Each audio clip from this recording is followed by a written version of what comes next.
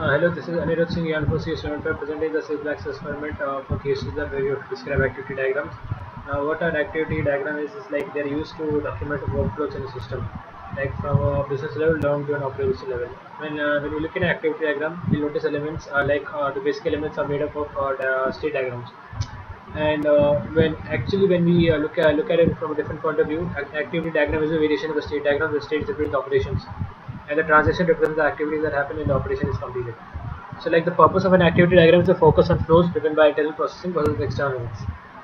So, like activity state marks an action by an object, and the notation for the states are surrounded by rectangle. Same notation as found in the state chart diagrams.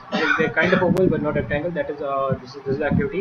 And the transition is marked by an arrow over here, and a swimlane is what we define is like when we define the values into different columns. Initial state and final states are like the final entry point and the end entry point. The synchronization bar can be is defines like when we split the processing or when we process the multiple activities together at one point.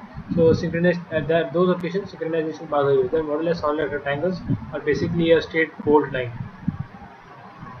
So what we have to do over here is we have to identify the operations transformations that are driven by the operation. We have to represent those activities by a rounded rectangle, and then we have to link the activities. Um, like if a decision is needed, we have to represent it by a diamond with some transitions or outcomes coming out of it, and then we have to design the activity diagram. So this is the output where we have to define the to draw the activity diagram of the bank management system. So over here we draw this above sir is the initial state, and if we register if the now this is the decision making yes or no. No, it will go back to the for initial state of yes it will log in. So see as we can see here that there is a synchronization bar. We enter the user ID and the password. Both the activities are merged together. Sorry.